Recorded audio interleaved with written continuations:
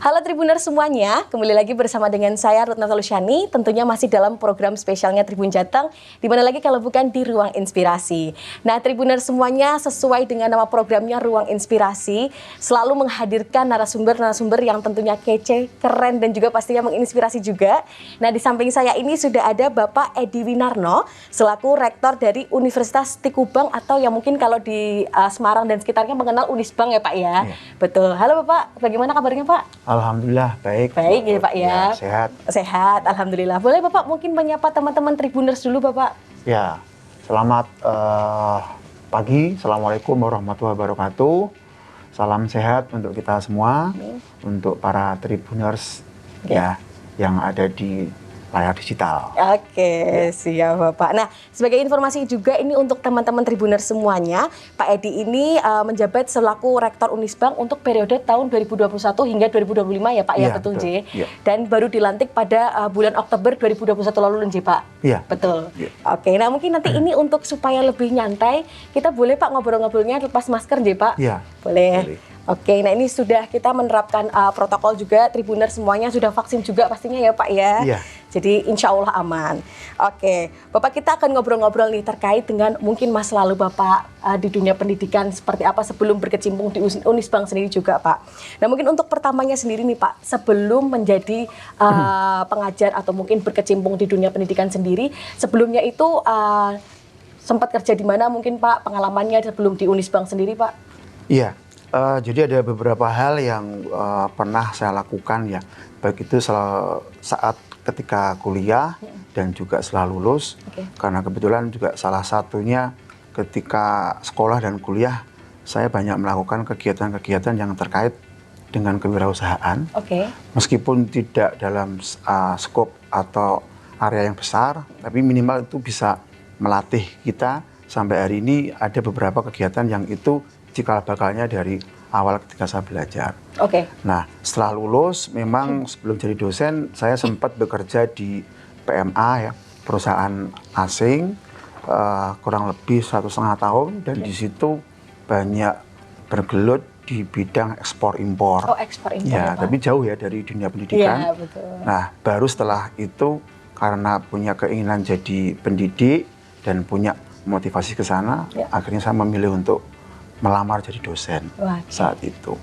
Tahun 2003. Tahun 2003 ya Pak ya? Dan diangkat 2004 di Unisbang.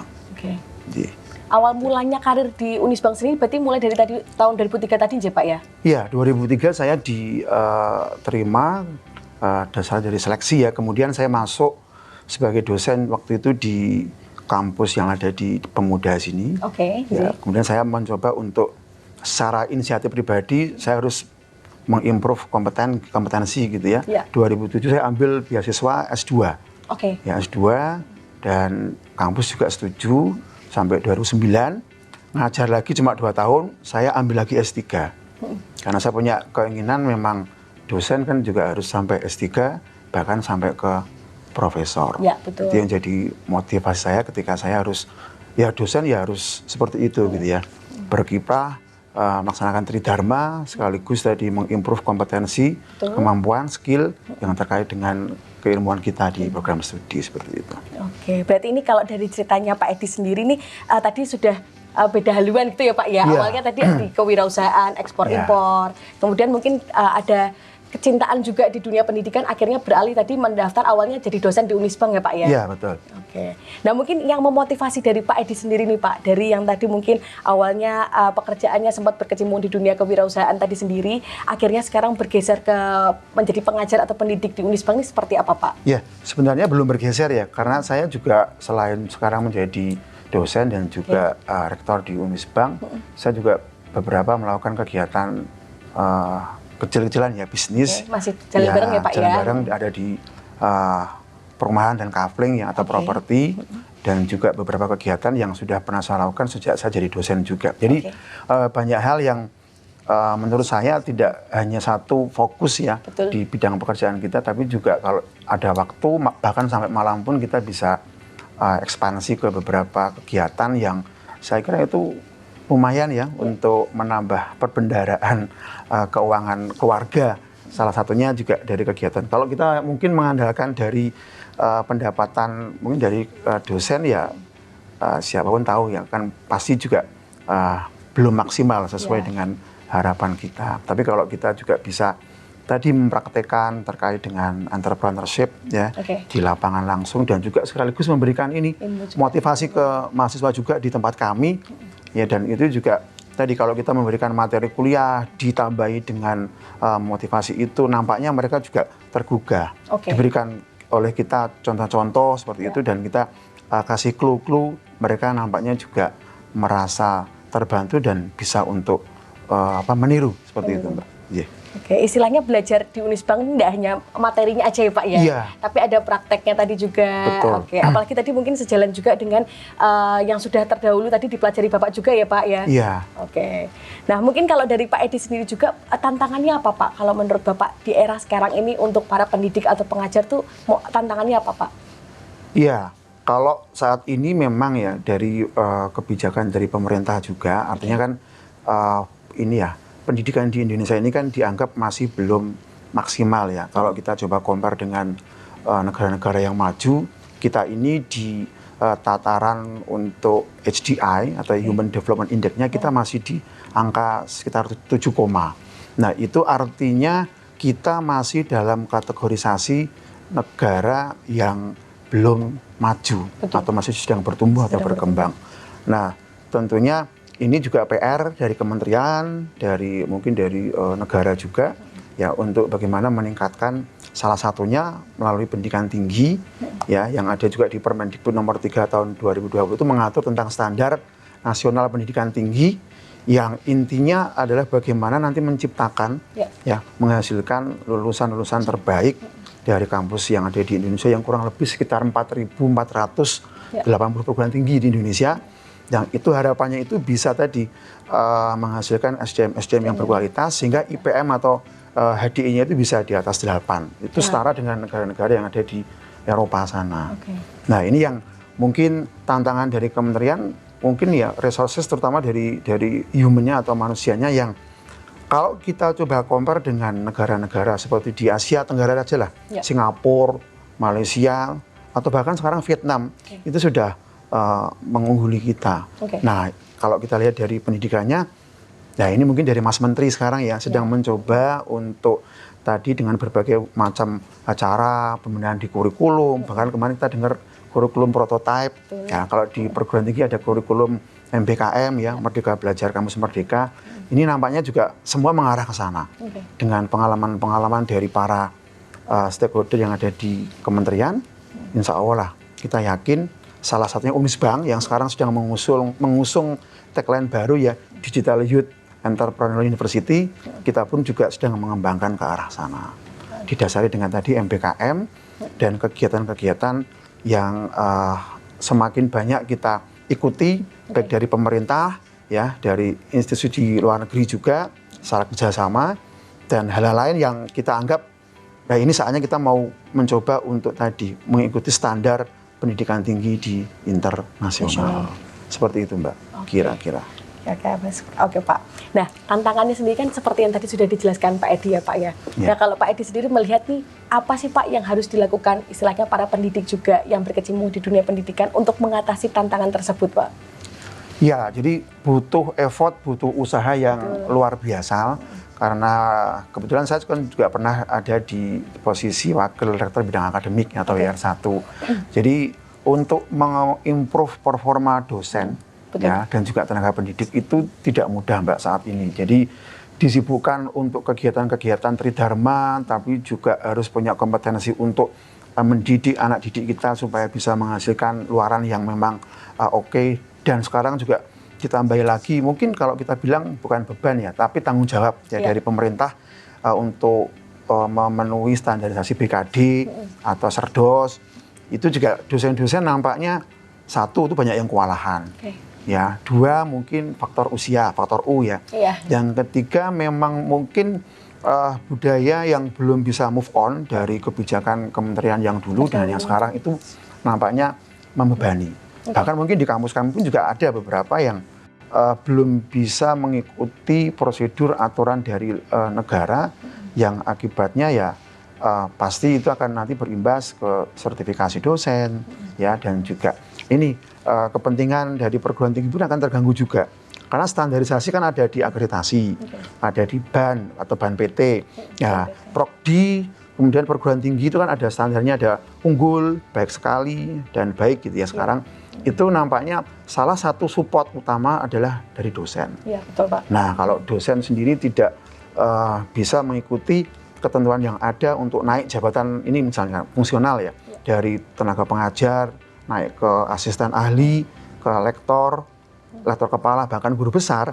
Nah, ini yang akan nanti mengurangi poin-poin dari kampus itu, sehingga di tingkat pemeringkatan perguruan tinggi, baik itu skalanya adalah Indonesia dan juga regional dan juga internasional, dan juga akreditasi itu akan melemahkan, dan akibatnya itu tadi akan berimplikasi ke mutu, kualitas, dan ujung-ujungnya adalah tadi performa lembaga, dan pasti akan menurun. Dan itu yang sangat tidak diharapkan. Kami ingin mencoba untuk lebih baik, Mbak. Kalau dari Unisbank kita ingin mungkin mengembalikan dulu ya masa kejayaan Akubang kami di tahun 80-90-an. Kira-kira seperti itu. Oke. Berarti istilahnya untuk memecahkanlah istilahnya tantangannya sehingga ini semua elemen harus sama-sama bergerak ya Pak ya? Iya, betul. Oke, baik dari dosennya tadi sendiri, akhirnya nanti berimbasnya juga untuk mahasiswanya. Betul. Sehingga lebih baik lagi. Oke, nah ini tadi sudah ngobrol-ngobrol terkait dengan Unisbank sendiri Pak, baik. Ya kan? Nah, mungkin kalau Pak Edi sendiri ada pengalaman kah Pak selama masa sekolah dulu yang unik, cerita-cerita unik yang mungkin bisa di-share, dibagikan kepada Tribuner semuanya Pak? Baik, jadi saya itu anak orang tidak punya. Nah, itu kuncinya. bukan itu mungkin ya nasib ya. Jadi ketika saya itu lahir dalam kondisi yang mungkin keluarga yang kurang beruntung gitu ya. Dan saya ditinggalkan oleh ayah itu ketika saya masih kelas 3 SD. Ya, jadi hanya satu orang ibu yang istilahnya membiayai saya. Dan saya dipaksa paling tidak ya harus tadi disiplin ya, belajar untuk tertib gitu ya. Kalau dalam bahasa Jawa ngajini orang tua, ya sopan santun ya. Dan tadi yang paling utama adalah disiplin tadi ya. Bangun pagi ya sebelum subuh ya, sorenya ngaji dan seterusnya. Itu yang jadi sampai sekarang itu saya rasa orang tua itu sangat berperan penting bagi saya untuk bisa sampai sekarang ini seperti itu. Dan banyak hal ketika saya itu dari kecil seperti itu, kemudian saya juga punya kemauan yang luar biasa. Ketika saya SD, saya tuh tiap ujian saya tuh merasa saya harus ranking 1. Dan alhamdulillah sejak SD sampai kelas 6 SD itu semua setiap dulu semester ya, itu semester, betul. Ranking 1 terus lah alhamdulillah. Sampai SMP pun juga saya 3 tahun ranking 1 terus ya, NEM-nya tertinggi juga, dan akhirnya saya masuk ke sini Mbak, sekolah di Semarang ya, di STEMBA, di STM Pembangunan.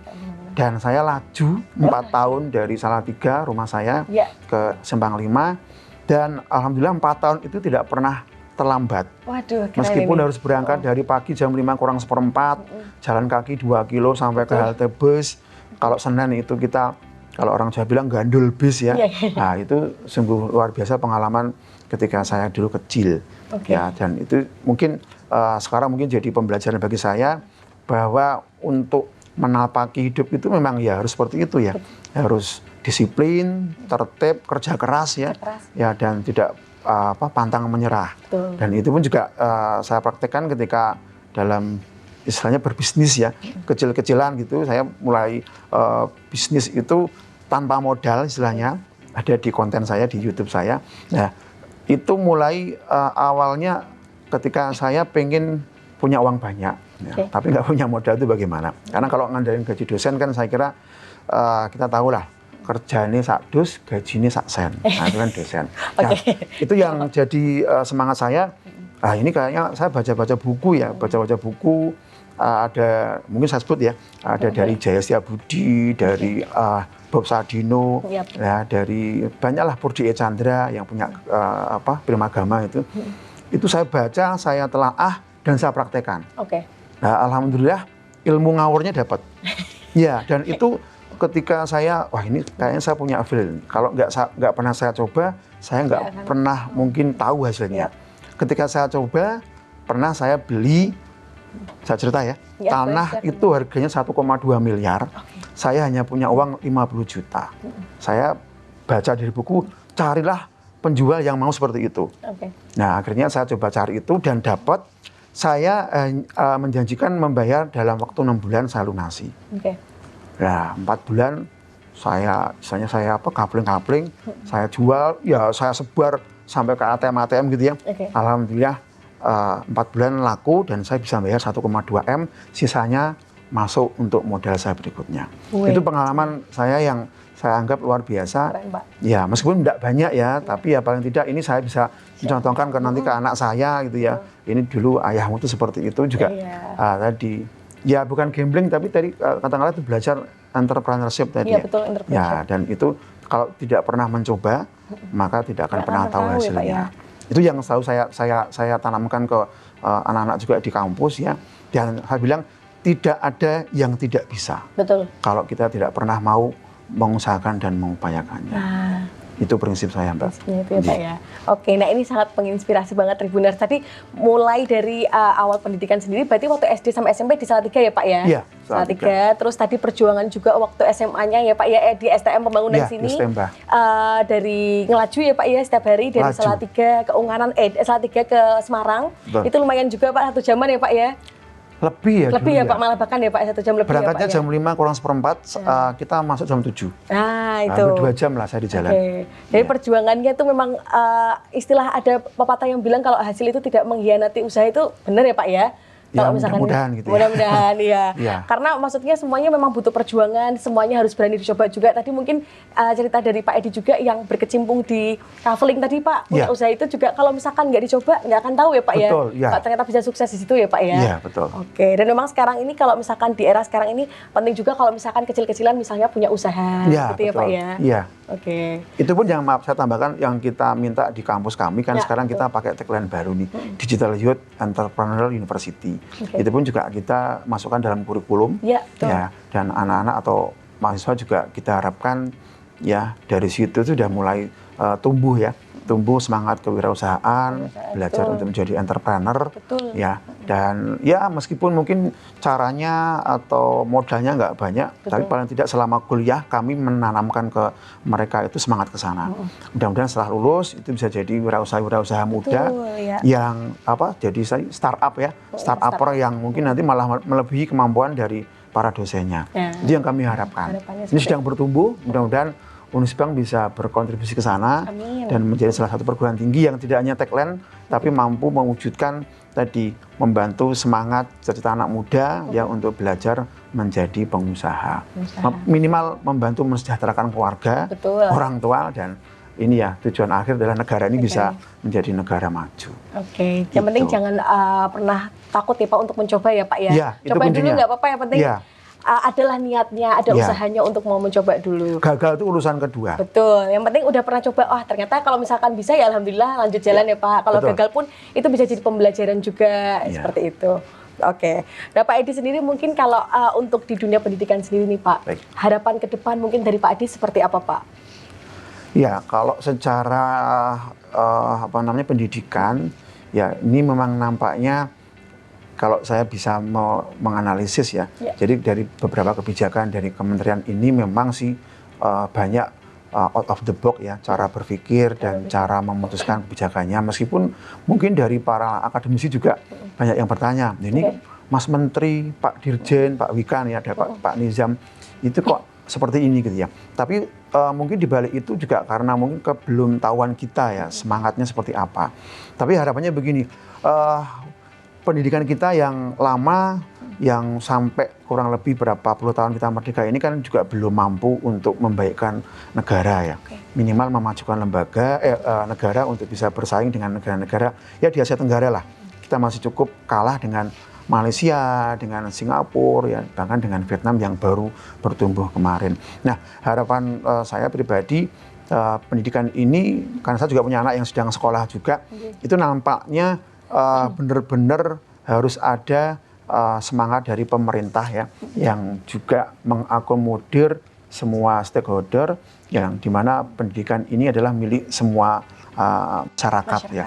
Masyarakat baik dari mulai PAUD sampai ke pendidikan S3 ya, itu namanya juga sedang ini oleh Mas Menteri, oleh Dirjen itu sedang diarahkan ke sana semua, dan mudah-mudahan dengan apa yang tadi saya bilang out of the box dari cara berpikir dari seorang Gojeker ya, Mas Menteri sekarang menjadi Menteri di Pendidikan, bahkan hanya mungkin maaf nih hanya cuma S2 tapi bisa memimpin di Menteri Pendidikan, tapi harapannya bukan seperti itu ya, kita nanti bisa lebih tadi mewujudkan keinginan di semua unsur pendidikan ya, yang ujung luaran goal atau outcome-nya adalah SDM kita yang lebih maju. Tadi kalau kita HDI kan atau IPM kan, indeks pembangunan manusianya itu bisa mencapai angka 8, dan itu kalau mencapai angka 8 berarti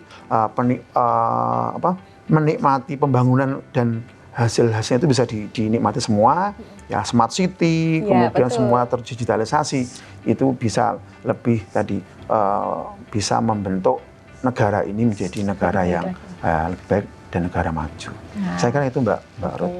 Harapannya seperti itu ya Pak ya, pastinya ya Pak. Semoga dengan SDM-nya semakin membaik juga, Indonesia juga semakin membaik pastinya ya Pak ya. Oke, nah dari Pak Edi mungkin ada pesan-pesan kah Pak untuk Tribuners ini, teman-teman yang mungkin pelajar dan mahasiswa Pak?